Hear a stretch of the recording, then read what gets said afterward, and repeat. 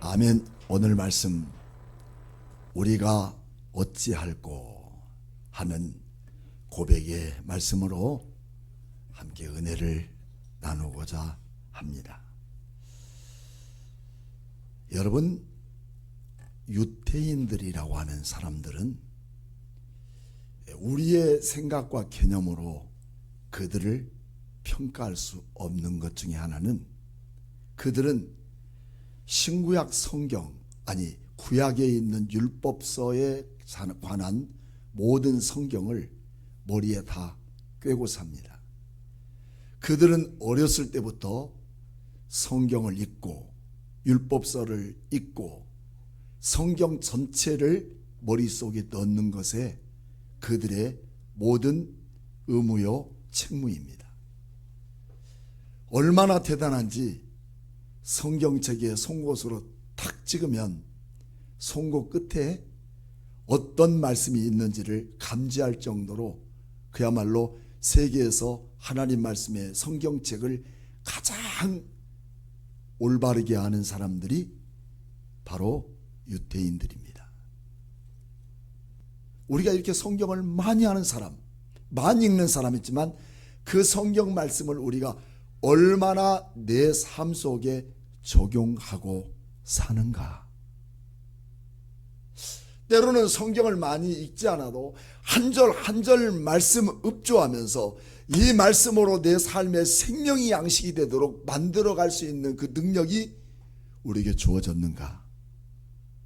하나님의 말씀이 우리의 영혼을 새롭게 하며 그 말씀을 따라 순종하며 살아가는 성도들이 되었는가 하는 것이 여러분 얼마나 차이 있는 성도의 생활의 삶인가를 우리에게 말해주고 있습니다. 만약에 성경을 많이 읽고 성경을 많이 아는 것으로 그 사람의 삶이 변화되고 그 사람을 통해서 구원받는 능력이 세상 가운데 드러나게 되므로 많은 영혼을 구원할 수 있다면 얼마든지 그렇게 해야 되겠지만, 그렇다고 성경을 안 읽는다고 능력 있는 건 아닙니다. 그러나 오늘 이 말씀도 37절부터 47절까지 증거하는 것은 오늘 이 말씀 속에 하나님의 음성이 있기를 축복합니다.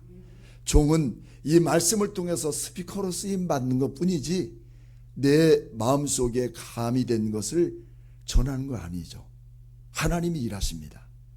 그러므로 이런 유태인들은 가장 많이 알고 있는 것은, 베드로가 말하고 있는 것이 뭐냐면 요엘서 2장의 말씀 소개를 하고 있죠. 그것은 요엘서 2장은 사도행전 2장 내용 속에 17절부터 나타나는 일들이 요엘서 2장이에요. 이것은 너무나도 유대인들이 잘 알고 있는 것입니다. 오순절에 성령이 임하여서 놀라운 일들이 이루어지고 있습니다.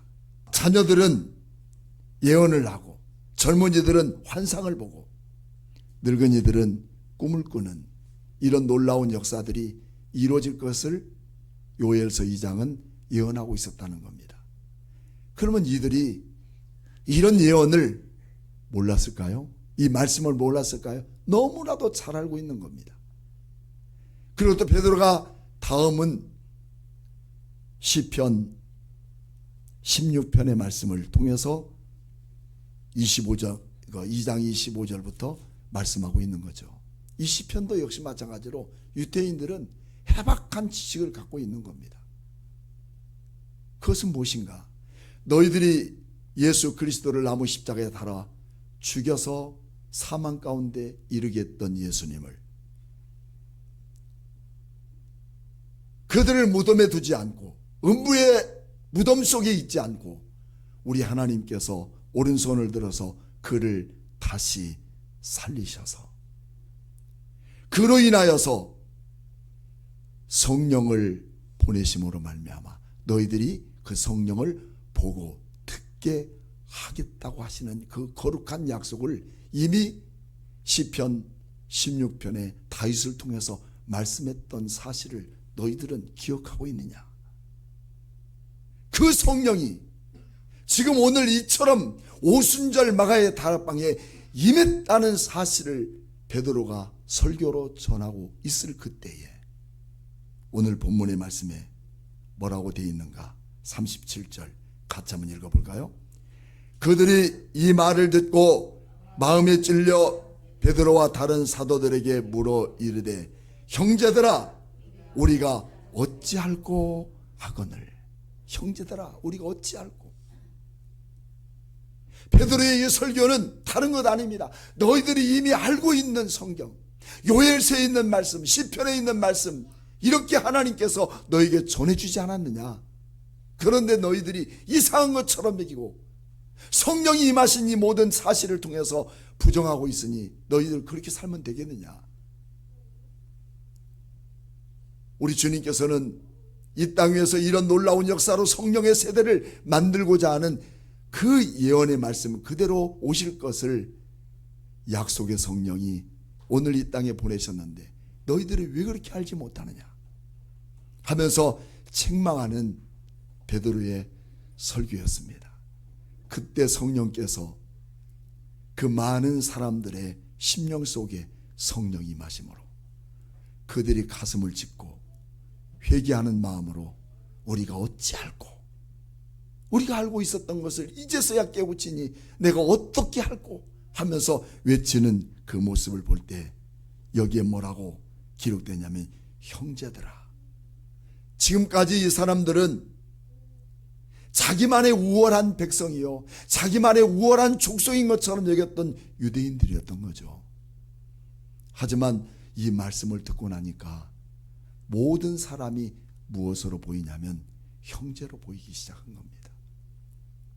여기서 말하고 있는 형제는 어머니 같은 뱃속에서 어머니를 통해서 태어난 자녀들을 말할 때 형제라고 그렇게 표현하고 있습니다.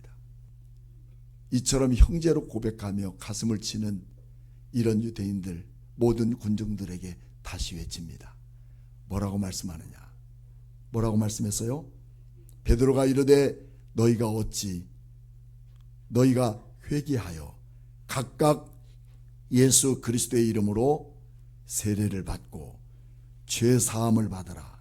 그리하면 성령을 선물로 받으리라 라고 말씀하고 있습니다. 오늘 우리는 가장 중요한 부분들이 무엇을 말하는가 하는 것은 베드로의 답에 말한 것처럼 먼저 회개하는 백성이 되어야 돼요. 그래서 우리는 회개와 그리고 세례와 이 구원은 떠날래야 떠날 수 없는 하나의 모체가 됩니다. 회개 없는 구원이 있을 수 없고 세례받지 않는 구원이 없다고 말하지만 여러분 세례는 구원과 관계에 있지만 꼭 세례를 받아야만이 구원받는다는 것은 아닙니다. 세례는 구원받은 사람의 한 징표이며 예수 그리스도와 함께 묶여 있음을 의미하는 가장 중요한 예식입니다. 그래서 여러분 어떤 사람들은 세례받지 않으면 구원받지 못하는 것처럼 여겨서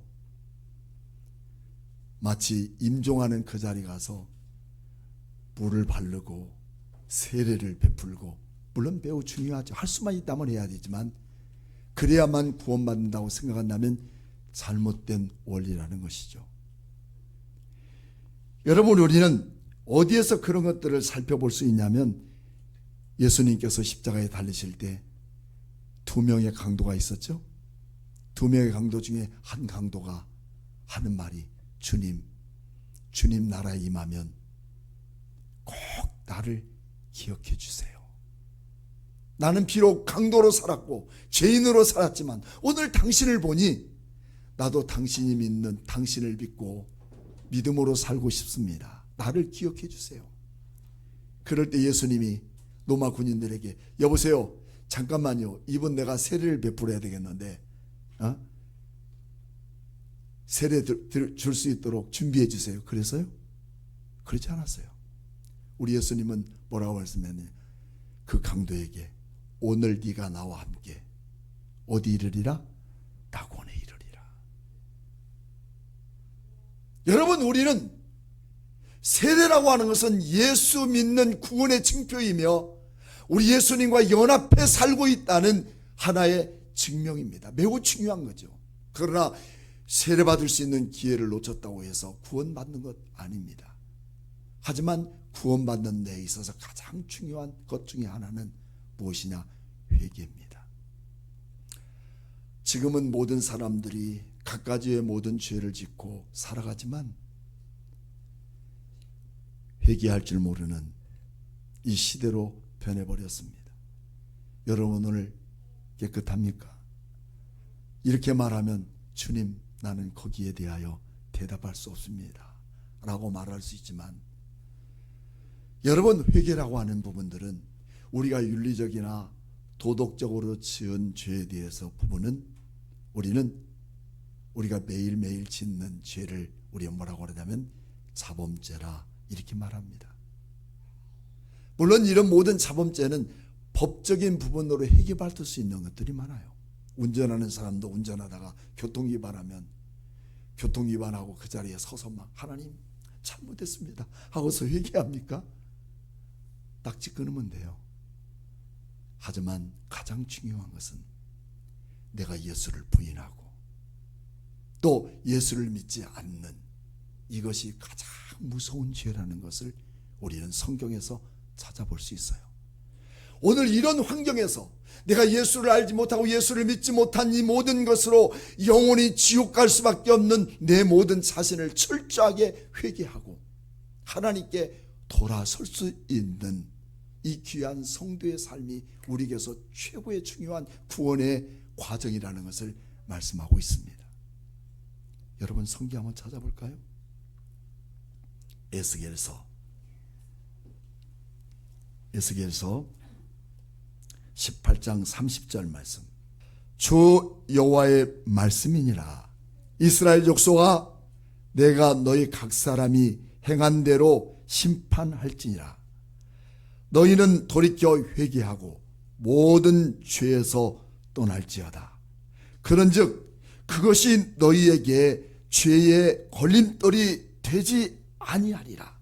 거룩한 그리스도인의 삶을 살아가는 그 가장 중요한 그 길목에는 회개하는 백성이 되어야 돼요.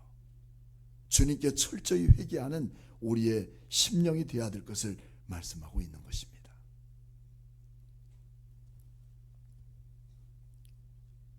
우리가 회개하면 가장 잘 떠오르는 다윗에 대한 범죄의 사실을 우리는 잘 압니다. 다시 한번 시편 51편으로 한번 넘어가 볼까요? 시편 51편 10절 말씀입니다. 하나님이여 내 속에 정한 마음을 창조하시고 내 안에 정직한 영을 어떻게 합니까? 새롭게 하옵소서. 이건 참된 회개의 고백입니다. 하나님 내 안에 정직한 영을 새롭게 하옵소서. 나는 죄인입니다. 누구도 나를 알 수 없지만 나와 하나님 관계 속에 갖고 있는 이 죄를 아버지 하나님 용서해 주옵소서. 나를 주 앞에서 쫓아내지 마옵시고 죄를 지었다고 나를 쫓아내지 마옵시고 주의 성령을 거두지 마옵소서. 여러분 우리에게서 성령님이 떠나지 않기를 여러분 축복합니다. 성령님이 내 안에 있어야. 성령님이 떠나버리면 우리는 가장 추한 존재로 살아가게 됩니다. 내가 이 범죄의 사실로 회개를 놓쳐버리고 회개를 잊어버리고 내 안에서 주의 성령이 떠나게 될 때 그것처럼 추한 사람이 없는 거예요. 내가 건강에 살아도 내가 온전하게 살았을지라도 내 삶의 자신적 인격적 성향들이 다 무너져 버리고 모든 사람 틈바구니 속에서 여러분 추한 사람 되고 싶습니까? 내 안에 성령이 거두하지 않도록 내 안에 나만 갖고 있는 죄악들을 하나하나 들춰내고 회개하며 나갈 때 주의 성령을 거두지 않으시는 하나님의 은혜가 있다는 겁니다. 12절 말씀은 주의 구원을 즐거움을 내게 회복시켜 주시고 자원하는 심령을 주사 나를 붙들어 주옵소서. 나만이 알고 있는 감추온 죄악들, 또 주님을 깊이 알지 못한 무능한 영적 빈곤들, 얼마나 우리는 답답하고 공허할까요? 여러분, 날짜를 잡고 시간을 잡아서라도 우리 하나님과 1대1로 대독하여 하나님 앞에 간절한 마음으로 회개할 때 하나님은 주의 영을 내게 부어주시고 내 모든 상한 심령을 새롭게 하여서 나를 회복하는 하나님의 자녀로 삼게 하는 능력이 오늘 여기 있다는 것을 말씀하고 있습니다. 이것이 회개하는 다윗의 고백의 시라고 우리에게 표현하고 있습니다. 이렇게 회개하는 심령들에게 하나님은 기름 부어 세를 베풀어 그리스도와 함께 연합하시고, 우리 그리스도인들이 정말 우리가 이 회개에 대해서 정말 우리는 취약점이 되는 부분들이 많습니다. 어떤 때는 정말 간절한 마음, 하나님 나 이렇게 살아서는 안 되겠습니다. 회개하고 그 회개라는 부분은 다시 돌아서면 안 돼요. 되돌아서지 않습니다. 주님 뜻대로 살고자 하는 그 야성이 무너지지 않고 끝까지 푯대를 바라보고 꿋꿋하게 흔들리지 않고 그리스도인의 신앙적 정신을 내 자신에게 세워서 모든 사람이 바라볼 때마다 맞아, 저렇게 인생을 사는 거야. 할렐루야. 이런 인생을 살아갈 수 있는 그 모든 길 속에 하나님의 영광이 그를 통해서 나타나게 되는 것이 진정한 회개인 것입니다. 웨슬레는 그렇게 말합니다. 주머니가 회개되지 않는 사람은 참된 그리스도인이 아니다. 여러분, 주머니를 회개하지 않는 것. 초대교회는 모든 주머니가 회개되어 있습니다. 내가 헤아리는 헤아림으로 우리 주님께서 우리를 헤아리는데, 내가 얼마나 내 주머니에 대한 굳건한 반석을 세워놓고 굳건한 자물쇠를 채워놓고 우리 주님 앞에 온전한 예물을 드리지 못한, 회개되지 않는 그런 사람들이 철저하게 회개돼야 되고, 그래서 주머니를 회개하고 주머니를 열 수 있는 그런 마음이 존 웨슬레는 그렇게 이야기하고 있었다는 것이죠. 그래서 여러분, 누가복음 19장에는 오늘 사도행전을 기록했던 저자 누가는 19장에 등장시키는 한 사람이 있어요. 누구냐면 세리장 삭개오라는 사람이죠. 이 사람은 유대인들의 모든 세금을 다 걷어서 로마 정부에게 이렇게 바치고 남은 것을 자기의 재산으로 착복하게 됩니다. 그러니 여러분, 얼마나 부자일까요? 그래서 부자 세리 삭개오라고 이렇게 표현합니다. 그럴 때 그런 모습을 보고 유대인들은 삭개오를, 그래, 야, 너 진짜 부자야, 정말 멋지다, 박수 칩니까? 아니에요. 진짜 매국놈이라고 얼마나 더러운 평가를 받는 사람인지 몰라요. 그래서 어느 날 예수님이 거리에 온다는 소식을 듣고 어디 올라가죠? 목나무 위로 올라갑니다. 이처럼 삭개오는 언제나 남의 경쟁을 뒷받고 남의 인격을 짓밟고 자기는 오르는 인생으로만 살았어요. 그래서 그날도 여전히 물론 키도 작았지만 언제나 올라가는 것에 능숙합니다. 내려올 줄 몰라요. 그래서 목나무에 올라가서 예수님을 바라보는데, 누가복음 19장에는 삭개오야, 내려오라. 내가 오늘 너희 집에 유하여야 하겠다.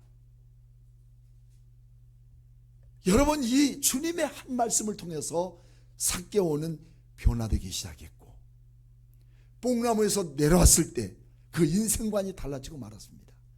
그래서 그는 그렇게 고백합니다.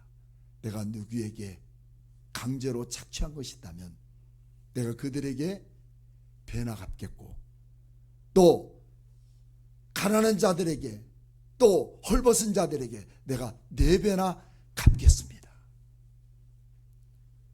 이처럼 자기가 잘못된 착복한 것에 대하여 4배, 여러분 4배까지 갚을 이유가 없어요, 율법적으로. 그런데 이는 4배라는 것은 완벽하게 그 자신 속에 회개하는 모습을 보게 되는 거죠. 그럴 때 그 가정에 구원의 역사가 임했다는 것이죠. 회개 없는 구원 절대로 무의미한 겁니다. 여러분, 지금까지 내 인생 예수 믿고 바로 서는 것, 이것만이 올바른 신앙만을 갖고 추구하고 입술로 고백하는 것이 다가 아니에요. 예수 믿고 무슨 장로가 되고 권사가 되고 집사가 되고 하는 것만 다가 아닙니다. 진짜 하나님께서 요구하는 것은 오늘 시대 속에서 내가 어떤 사람인가, 하나님이 나를 통해서 어떻게 보고 계시는가, 이게 중요한 거예요. 나와 주님과 깊은 영적 관계 속에서 나를 무너뜨리고 나를 주저앉게 하고, 하나님, 나는 어쩔 수 없는 이런 죄인입니다. 하나님, 회개하오니 나를 용서해 주옵소서. 주님의 용서만이 우리가 살아갈 수 있는 가장 강력한 능력이고, 그에게 성령을 거두지 않으시는 하나님의 거룩한 사람으로 살아가게 될 것입니다. 그럴 때 교회는 새로운 변혁이 생기는 거죠. 여러분, 다시 한번 우리는 사도행전 2장으로 넘어가 보면 무슨 일이 생기느냐.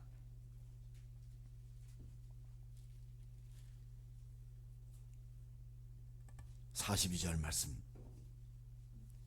이렇게 회개하는 거룩한 백성들이 41절에서 그 말을 받은 사람들, 그리고 회개하는 사람들, 구원받은 기쁨이 있는 그 사람들이 세례를 받음에 그날의 신도의 수가 몇 명입니까? 3,000명이 되었더라. 그리고 교회 안에는 사도들의 가르침을 받아 서로 교제하고 떡을 떼며 기도에 힘쓰고, 기사와 표적이 나타나고, 물건을 서로 통용하고, 45절에 재산과 소유를 팔아 각 사람들의 필요에 따라 나눠주고. 교회는요, 내가 쓰다만 거 남에게 주고 싶은 이런 마음을 벗어야 돼요. 이번에도 성탄절에 얼마나 기뻤습니까? 자기 가정에는 없지만 남의 필요를 채우기 위해서 가장 좋은 것을 서로 나누고 싶은 이런 마음들 하나님이 보셨어요. 우리 교회가 이런 교회가 됨을 믿습니다. 할렐루야. 교회는 서로 나누고 떡을 띄고 교제하며 이렇게 서로의 필요를 채워줄 수 있는 마음. 집사님 어떤 분이 요즘 어렵습니까? 내가 당신을 섬기기를 원합니다. 그러면 다 그래요, 나 좀 섬겨주겠어요. 그래요? 괜찮습니다. 이런 섬김의 마음이 교회 안에 가득 채워지는 것입니다. 그리고 46절은 날마다 마음을 같이하여 성전에 모이기를 힘쓰고 집에서 떡을 떼어 기쁨과 순전한 마음으로 음식을 나누고, 마지막으로 성도는 교회 안에서 인정받기보다는, 교회 안에서 자기를 생색내기보다는 가장 중요한 것이 다른 사람에게 칭송받아야 돼요. 예수 믿는 사람들은 믿지 않는 사람에게 인정받고 칭찬받고 칭송을 받을 수 있는 그런 사람들이 돼야 돼요. 저는 세부전에 점장 한 분이 새로 부임해서 그런 얘기예요. 나는 예수 믿는 안수 집사입니다. 내가 있는 한 우리 회사는 절대 회식 자리에 술을 제공하지 않습니다. 내가 있는 한. 왜냐하면 저는 안수 집사이기 때문입니다. 와, 멋지더라고. 모든 회사의 직원들 앞에 내가 안수 집사인 것을 공개하는 거예요. 여러분이 잘 아는 그 상도동의 이화약국, 저는 이 설교를 많이 써먹습니다. 이화약국 가면 원래 그 이화약국 원장님하고 저 잘합니다. 초대받아 가는데, 목사님 저는요 아무것도 안 해요. 아버지가 그 만들어준 그걸 가지고 계속해서 만들어주기만 하는데 사람들은 이거 발랐다고 다 낫고 우리 약국을 찾아와요. 얼마 전에 가봤던 약국이 변해서 병원이 됐어요. 이화병원, 피부과 병원입니다. 거기 가서 약 사다 바르면 어떤 피부병이 걸려도 그야말로 실로암 연못이 다 낫는다는 거죠. 왜 그럴까요? 하나님이 선전해 주시는 거예요. 우리 교회도 어느 식당에 가면 서천에 있는 팥을 쓰지 않으면 자기네는 장사를 안 한다. 얼마나 얼마나 멋집니까? 최고잖아요. 우리 그리스도인들은 세상에서 인정받아야 돼. 어디 간들 뒤에서 저 사람은 예일교회 목사래. 어? 그러면서 여러분 뒷얘기하면 되겠습니까? 어디 가든 멋진 그리스도인의 삶이 살아갈 때 여러분 47절 마지막 봅시다. 제가 읽겠습니다. 47절. 하나님을 찬미하며 온 백성에게 어떻게 했습니까? 칭송을 받으리니 주께서 구원받은 사람을 날마다 도하시더라. 여러분 우리가 전도하는 게 아니라 내 삶이 남의 영혼을 전도할 수 있는 능력이 된다는 것이죠.